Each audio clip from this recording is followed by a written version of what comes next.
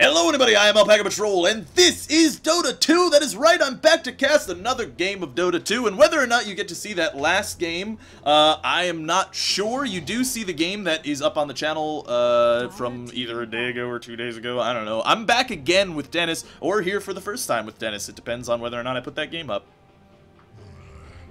Dennis? That was confusing. It was. It'll be like super confusing if I don't put the game up and people are like, what the fuck is this guy talking about?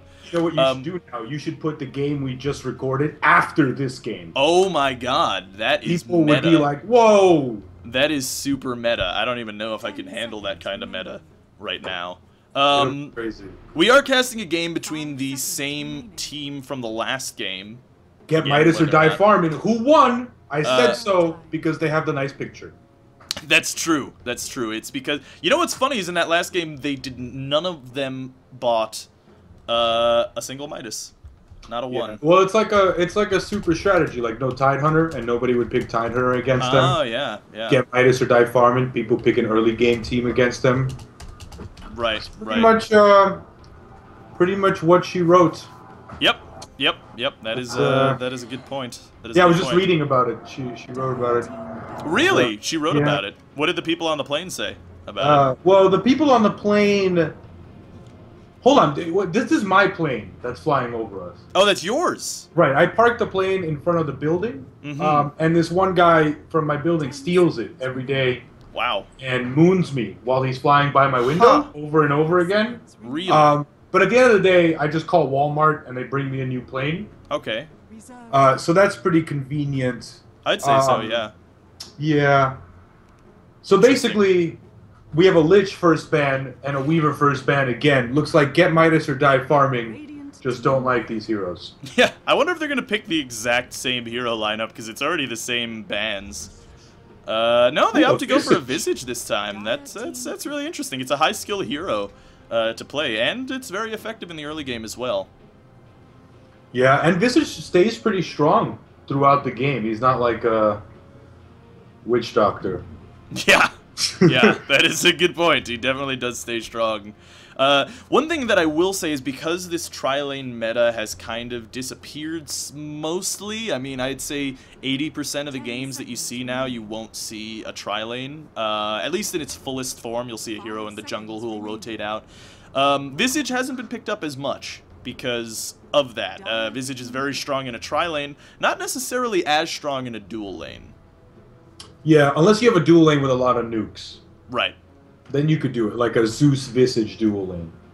They opt to go for first pick Rubik Citrons here. And, I don't know, man. I don't see Rubik as a first pick hero. Maybe this is a Rubik mid.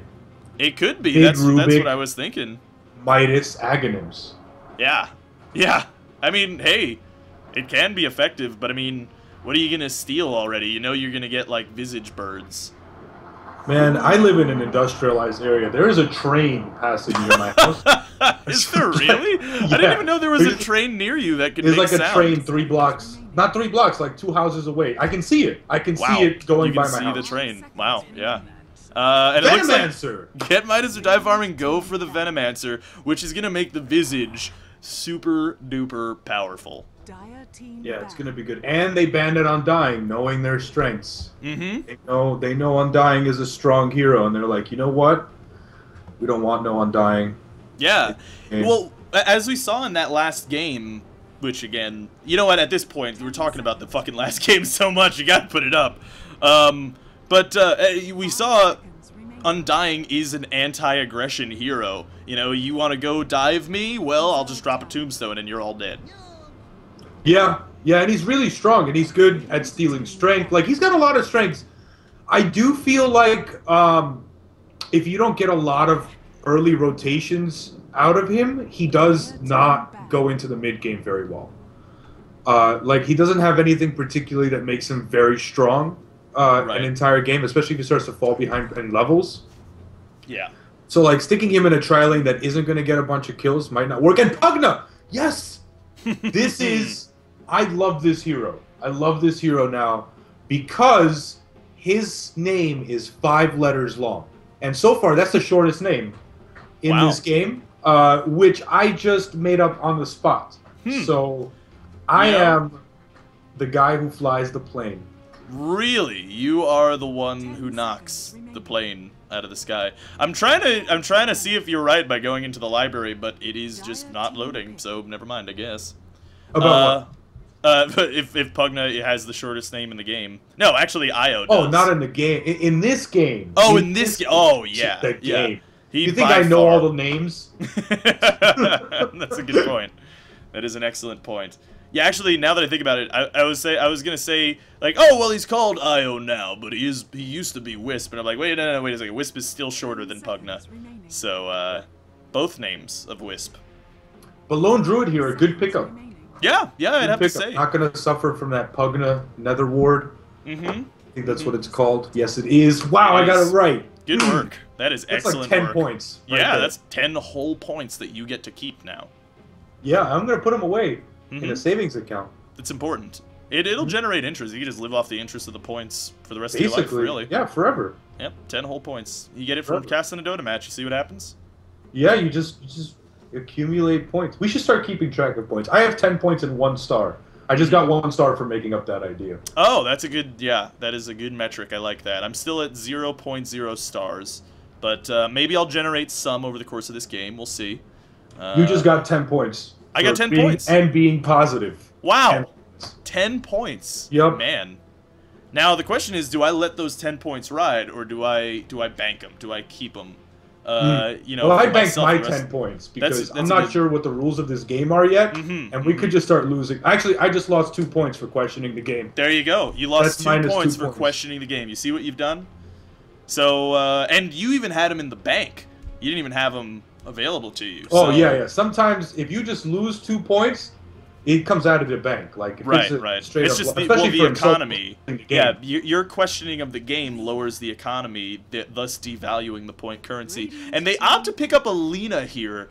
And you know, I feel like Citrons is getting into that same kind of boat where they're on a lack of hope. Uh-oh. Ah, Someone's got a phone What call. is that? It is- I think that was I believe that was the point notifier. I think you got 3 more points. I think I lost 3 points. You lost 3 points. That's what that lost 3. notifier means. Okay. Yeah, that notifier means I just lost 3 points. Oh, that notifier means that the bank that I put my points in just went bankrupt, and I didn't get any points back. You're So now out of I now points. just have 1 star. Wow, 1 star. So All right. I've Well, pretty much luckily hit you rock can- bottom here. Yeah, not looking good. It's pretty bad. Not looking good. I can lend you some points. I'll give you 5 points of my 10 points. I'm going to use those 5 points right away to explain why I think Lina is an awesome pickup. You All ready right. for this? I'm ready. Decrepify, Lina ulti. Oh, Yeah. God, yeah, that's saddening. Oh, and they opt to go for an Invoker against a Pugna. I don't know about that. I know about that. That's a bad idea. Yeah, that seems like a very bad idea. I don't know what they're thinking there, but hey, who knows? Maybe it'll work out. Maybe he's not a spellcasting invoker. Oh, that's a good. He could just build all right click. Yeah, he just levels his passive.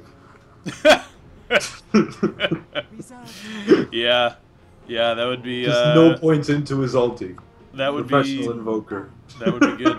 That would be good. Yeah. I don't know, man. Bounty Hunter, this looks good. It looks squishy. I will say that much. Yeah. I think that if Invoker can land a combo, even if it kills him, he will probably kill everyone on this team. Yeah, no, that's true. The Bounty Hunter is gonna be a little bit more difficult to deal with, and they ban out the Life Stealer last. That is a good ban, because it looks like they're really gonna try to favor this high damage output on their side. It looks like it's just damage versus damage right now. I don't see very many disables on the Radiant team. In fact, what do you have? You have Cold Snap, you have Visage Bird stun, so basically you have no reliable stun as of right now. So Yes. it's going to be tough to kill that Bounty Hunter. Yeah, they're gonna need a Slardar.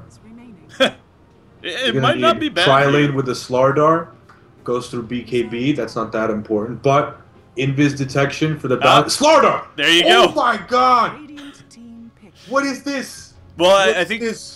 they thought the same thing you thought, which is that they need stuns and they need invis detection for the Bounty Hunter, and they opt to just pick it up instead. That's a smart idea. Now get Midas or die farm, and they're like, man, dude, we tuned in to Dennis's YouTube video with Rob.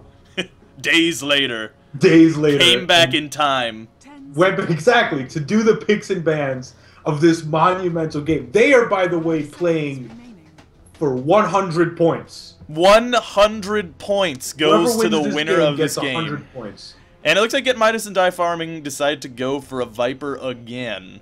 Yep, and, same guy. Same Viper. Yep. And it looks like this time it is going to be a farming Viper. However, the same way as the last game. But, you know, they might put the Lone Druid in the safe lane against the Bounty Hunter. This would be smart. Yep, and run the aggressive try. And they might be able to get a few kills. So, well, I mean, they have the Rubik stun, the Lina stun, and the Slardar stun. So it's going to be hard to engage into. Right. But putting the Lone Druid there is like suicide. Yeah, that's the main thing that I'm looking at, and I actually have directed camera on because I'm a noob. And let me go ahead and introduce the Radiant team. We have twitch.tv/timedoubtsc2 playing on the Viper. I guess he's an old StarCraft player. McGraw on the Invoker, moving up into the top lane with the Viper. I don't know if they're looking for an early gank. It looks like they're actually all running out. We have Kilra Steeler on the Visage, who played that Shadow Shaman last game. Vex on the Venomancer, and we're going to have Shun, who played the Clockwork last game, on that Lone Druid. He was an excellent Clockwork last game. All right, and for the Dire side, we have Citron Ripka Peepka playing the Slardar. We have Fingers Je Citron DotA playing the Pugna. Citron's RVN Rubik. E7 30 seconds to battle. Birds with a heart in the middle. I don't see how you see birds there. Well, it's like a Rorschach thing, maybe. I can see that. I can see that. Maybe they're testing us. Maybe they're testing us. And I'm Lemon Freeze. You are? Yeah, I'm Lemon Freeze. Huh, interesting. Interesting, yeah, and they do opt to go for the aggressive try and put the Lone Druid in the safe lane instead, which is probably a good idea, honestly. I think that's the best thing that they could do for that Lone Druid. It looks like they're going to be moving through the jungle here, at least the Lina is, and they are, I don't know, behind their creep wave on the Dire side. I don't know what they're doing there. They're just making sure the creep wave gets a head start, because it's not fair, you know. Creep wave always falls behind. Right. So they want to give them a little bit of a head start. I mean, they got to get something going for them. I mean, they do have a very, very short life expectancy. I mean, yeah, that's gotta suck to be a creep. Oh yeah, I mean, they've lived. Look, this guy's lived for about 37 seconds, dead. Only 37-second lifespan. He was just born 37 seconds ago. He's dead now. Looks like Visage Illusions. I was going to say Familiars, but Visage Illusions are just like zoning out these supports here a little bit, which is fine. In the bottom lane, I think the Lone Druid's going to have a fairly easy time up against this Bounty Hunter. Yeah, I'd have to agree. I don't think it's going to be particularly difficult. Especially if somebody sends him like a nice set of sentries down here. They don't have no problems at all. Yeah, I mean, there is some kill potential there. I think the Bounty Hunter could potentially get a kill on the Lone Druid, but that has to come before level 3, I'd say. Yeah, and especially before Roots. Yeah, which is level 3. That's what I was going for. Ah, I see. Yeah. I see. You did like a mind wrap thing, you know. With well, like I went into the future and then came back in time so that I could get ahead of you on that idea. That's a good idea. It's next level, really, is what it is.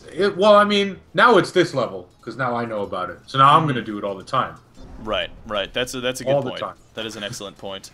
It looks like Viper is having a fairly easy time. Oh, it looks like Grave Chill, which is a slow out of Visage, is up on that Slardar. He gets stunned back with the Telekinesis and Lina slow. Viper is gonna live! Magic Stick OP! But no, he actually ends up dying. And the Sunstrike's gonna come in and kill that Slardar, but the Venomancer may pay for it. He does get Dragon Slaved out, and not gonna be enough damage. Wow. Magic Stick almost OP, and actually the Viper has a Magic Wand. is what Yeah, I that guess is. he's opted to go right for it. And not a bad idea against this tri-lane that's going to be casting a lot of spells, so... Oh, yeah. Yeah. It's helping him out. That's not the best thing for their off lane, but that could have gone much worse. Yeah. I would have liked if the Invoker got that kill, though, with the Sunstrike. Yeah, yeah. It looks like some auto attack managed to get it, right? Yeah, it managed to bring him down first. I think it was a Rubik's Zap. Oh, okay. No, Rubik's on the other team. I'm wrong. So probably not a Rubik's Zap, yeah. That's what I heard. Yeah, I don't know. It looked like the Sunstrike didn't get the kill, but I don't know who exactly did. It's alright, though. He was dead either way. Looks like a telekinesis comes up, and the stun is actually going to miss. Venomous Gale on 2, but it's not going to matter. Or is it? The Soul Assumption does so much damage to Slardar, and he does actually die. That Venomancer did not need to chase, and it looks like he is going to get a kill on that Rubik as well. And Lena's taking a bunch of damage. She has to be careful, but she does take the Venomancer out as well. And this Venomancer should hit this Lena with his Venom Wards. I was just going to say that. I think just a little more micro from the wards, and he might have... Maybe not get a kill, definitely send her back to base. Yeah, I think she might do that anyway, because I don't know if she's going to... She has no mana either. I think she's going to walk back. Oh, almost a kill on the Lone Druid. Sorry about that. Really? Okay. Almost a kill. He fell to like 50 health from the Bounty Hunter. But this is the point now, right? He's got his Root Spare. Yep. And he's level 5, so things are going to start looking pretty scary for this guy. Yeah, he's got Entangling Claws. It's going to be a little bit harder for the Bounty Hunter to have any kind of success there. But we do see how powerful that combo is up in that top lane for the Dire team. Those chain stuns. I think if they chain those stuns a little bit better, they would have maybe got those kills a little bit easier. Oh yeah, if Lena's stun I think wasn't off the mark, would have Yeah. been really good. But that's one of those things where you maybe expected the Viper to move or something. Yeah. And that just happens with Lena's stuns, I guess. Oh, and the roots go through on the Bounty Hunter. He's going to take a lot of damage. Yeah, it looks like the call got a little bit messed up there. Why don't you talk for a second here, Dennis? I'm going to talk for a second here, Dennis. Yeah, it got a little bit weird. Hopefully it'll adjust itself and fix itself. Looks like there's a little bit of aggression here in the top Dire jungle. Looks like they're just stopping this pull, which is reasonable. They are going to give the entire creep wave to the enemy team as well, so kind of a net zero gain there. Yeah, not the best thing, but being able to stop a pull is nice, I guess. Yeah, I actually don't even think that they stopped it. I'm pretty sure the whole creep camp got killed before it happened, but they probably got the XP out of that as well, because of that recent change in 6.79, where both teams will get the XP just being in the area. Looks like Viper is out of position here. Yeah, way out of position. There's a stun. Lena misses her stun as well. Dragon Slave does a good amount of damage. Oh, and the Viper goes down, and the Soul Assumption is not enough to kill that Slardar. Venomancer diving way too hard, and he is going to die. Meanwhile, Lena is chasing out this Visage, and if she hit that Dragon Slave, that Visage was dead. Yeah, he was dead, especially with his reduced magic resistance. He's only got 15% magic resistance. Yeah, he would have been dead. He would have certainly been dead. And this aggressive out of this tri-lane is not looking very good. All right, 6 minutes. We've got a recipe for a Hand of Midas on the Lone Druid. Oh, there we go. So the Hand of Midas is almost done. That's not bad at all. I mean, he hasn't really prevented this Bounty Hunter from reaching level 6, which I think will have a much bigger impact. Oh, yeah. At least early. Yeah, at least early. And we haven't really seen this Pugna kick in either, and he's opted to go 3 points into Nether Ward and no points into Decrepify so far, which makes a lot of sense considering he's up against the Invoker. Yeah, he's going to make the Invoker's life hell with that. And the Nether Blast does so much damage to towers. I mean, so much damage to a tower. 325 to that tower. I don't know. Do towers have magic resistance? I guess that can't be magic. It's got to be physical damage, right? I'm not sure. I really don't know. I have no idea how Nether Blast works, because I'm pretty sure it is magic damage. Oh, it deals Yeah, half damage to structures. That's what it is. Okay, there you go. So, yeah, it says it. Okay. Well, yeah, that's a lot of damage. I mean, 175 damage. Yeah, that's just from a nuke that you can spam like every 4 seconds, I think. Yeah, that's pretty crazy. And it looks like the middle tower is actually denied. So the Pugna showing off that tower pushing capability. Venomancer is waiting in the wings. It looks like they're going to try to go for this kill here, and he needs to get this Gale off quick enough, and it looks like he does get that Gale off. Invoker Sunstrike might have picked up the kill. I'm not actually sure, but either way, the Invoker got the kill. Yeah, and that's really good. That's much needed for the Invoker. That was a good Meanwhile, rotation. on the top lane, the Visage is taking a ton of damage, but that armor is so strong. Still gonna die, and it looks like the Rubik might pay for it with his life. He did not get Viper Striked or anything, though. Oh, but he could turn around and hit that Rubik one more time. That might be enough to kill him. No, not enough. Almost. He's sitting at only 53 health. Oh, and there's the Sunstrike, but the Slardar and Lina were right next to each other, so they split the damage between them.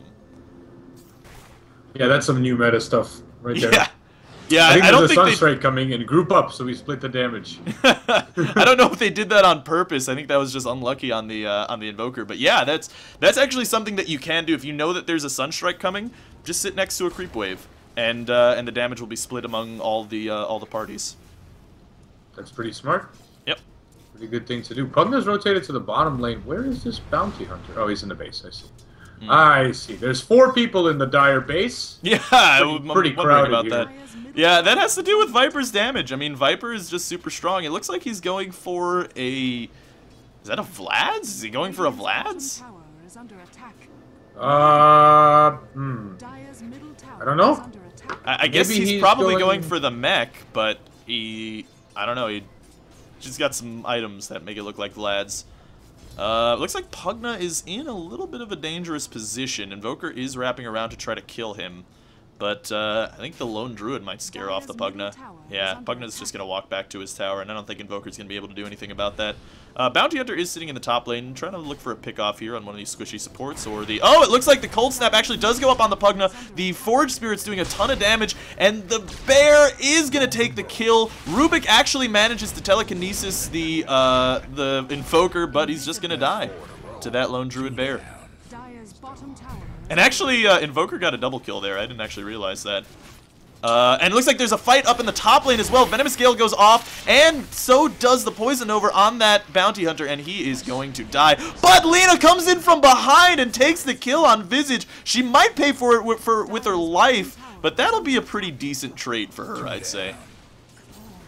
Yeah, not an awful trade for her at all. One of the things I noticed there, and I never knew this before, but the Forge Spirits, when they attack people, actually do magic damage. So Really? they get killed by the ward. Huh. I actually didn't know that. They have Melting Strike, which removes armor, and that's 40 mana cost. So they get hit by the ward. That's actually pretty cool. I'm still not understanding this Invoker pickup. Yeah, I don't get it either. I mean, especially since you pick it after you already see the Pugna is out. I mean, I feel like if there's any hard counter to Invoker, it's a Pugna. Oh, looks like Rubik is actually going to get in here and telekinesis up this Viper, but he's so tanky. It's going to be really hard for them to kill him. Venomous Gale actually lands on 2. It looks like the Bounty Hunter got Yulesed up by the Invoker, and that Rubik is going to live maybe. Oh, the Lina actually manages to kill the Viper with the Laguna Blade, and it looks like Viper is going to clean up that Rubik as well. So, a really close game here. The aggression is up against a lot of aggression. Double aggression town. Yeah, Aggression Midas are doing surprisingly well. I feel like execution is definitely on their part. They seem to be well coordinated as far as stepping back during a team fight, regrouping, and then coming back in and cleaning up whatever's left. Right. Whereas the Dire, I don't think are using that to their biggest potential. But we haven't seen a Pugna in a lot of these fights. Yeah. We've only really seen him get ganked or attempt to gank. So maybe once we see more, 5v5 groupings, we'll have a different situation. Actually, in the bottom lane, this Lone Druid's in a lot of trouble. He needs a root now. Here's a root. Here's a root. Here's a root. Root gaming. Here it is. Not enough. What is it, like 5 hits with no root? Yeah, that is unlucky. I mean, his next hit had to be a root. Yeah, it must have been. He's gonna like spawn in the base and be rooted. That's how close it was. And it looks like the Radiant team is going to turn and try to trade a tower for that Lone Druid solo kill. They're probably going to be able to do that, I think. The Viper does already have a mechanism up, and it looks like a telekinesis is going to land, but Pugna is a little bit out of position here. He's trying to life drain this Viper. He's doing a ton of damage, but it's not going to be enough. And it looks like Venomous Gale lands on that Rubik, and it looks like he's going to fall to those Visage Birds. Actually, he does fall to the Venomancer Ward. And Laguna Blade out on the Venomancer, but Venomancer too tanky right now. And I believe that's level 1 Laguna Blade. Yeah, indeed it is, which is only going to be doing 600 damage. Or no, I'm sorry, not 600 damage, 450 damage. I'm surprised the Bounty Hunter didn't just kill this Venomancer. This Venomancer just walked past him with like 200 HP. Right. And he didn't just kill him right away. Maybe he looks like he didn't have a lot of mana. So maybe not enough mana for the Shuriken toss. Didn't want to risk just feeding a kill for no reason. He did opt to go for a max Shuriken build, which is interesting. I tend to prefer maxing out on the Janata and the Janata first instead of maxing out the Shuriken first. But you know, it's just a personal preference, I think. Both I think are totally viable. Looks like Viper is going to pick up this regen rune, probably.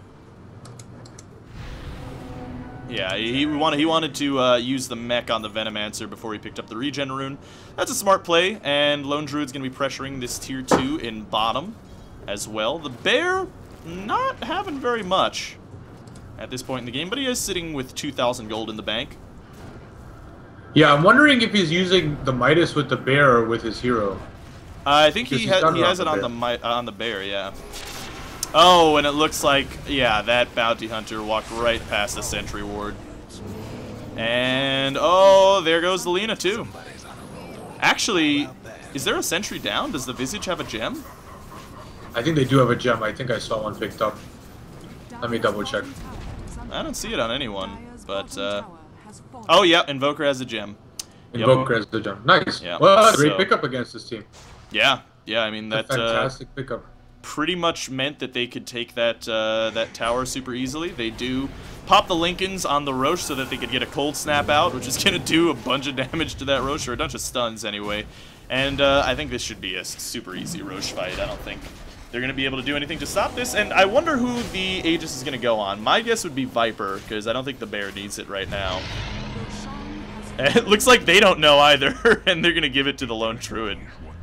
I really like this about this team. It seems like every time they get any kind of small advantage, they take a tower, they take Roche right away. Right. Like they don't waste any time running around trying to do something different, and they're pushing their advantage to the maximum.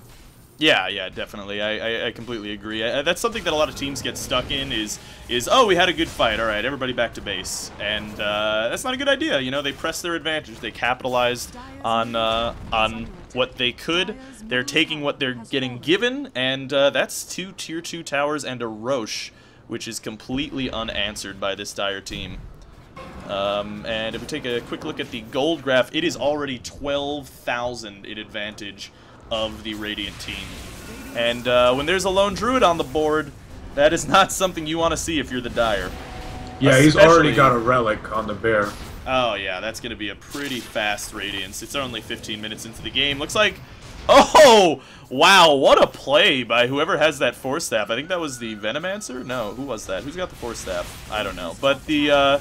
he did get telekinesis up onto the high ground, and he immediately Force Staffed out before the stun actually came out.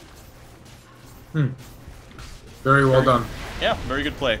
Lina actually is going to manage to hit her Light Strike Array and Dragon Slave, but it's not really going to matter. Yeah, these guys, they're just man-moding this this Rax. I don't think there's anything this team can do. There goes a Poison Nova, and I think it's only going to hit 2. And they're doing a bunch of damage. The Viper might kill off this. Yeah, the root ends up on the Bounty Hunter. Looks like Lina is going to die as well. I mean, this is Rax pushing at 16 minutes. Nether Ward doing a lot of damage, and he almost kills the Pug, but not quite. Doesn't matter. The Bear gets it anyway. And he does not actually have another summon for another minute, but I don't think that's going to matter very much. Yeah, he's got his Midas on there. And I was going to say something about that earlier. I learned that on Lone Druid, you have to put the Midas on your hero because you don't get any experience gain if you use it with the Bear.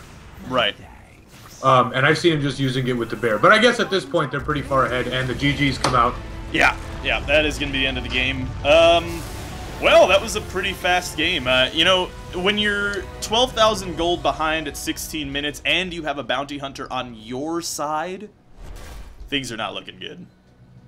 Yeah, not at all. Yeah. Not at all. But, I mean, they did their best. I thought draft-wise they were pretty even. Maybe the one thing I might disagree with is the Slardar pickup on Citrons. Yeah. Yeah. I think that as a counter pick, it was like a horrible last pick because it didn't really give him anything. They didn't have, I mean, maybe against the Viper to have some armor, but like that wasn't at all their game plan. Right. You know, it just felt like he didn't fit. Yeah, I mean, they pretty much picked him up as a ban instead of a pick. So I never like when teams do that.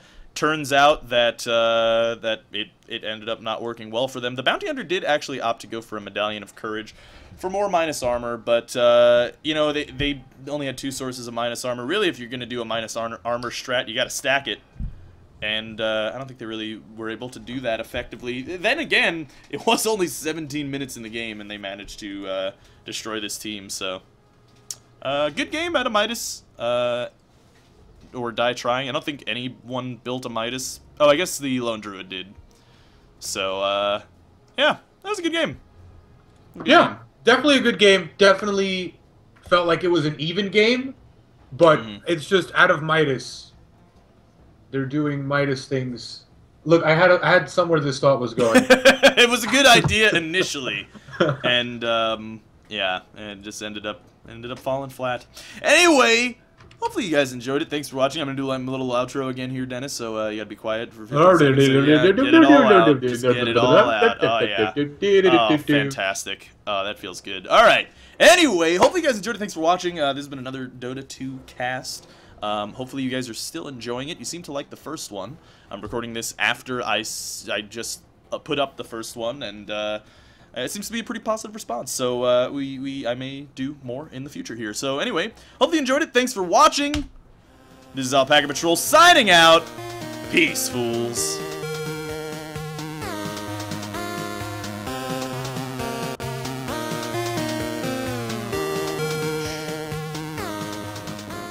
Don't forget to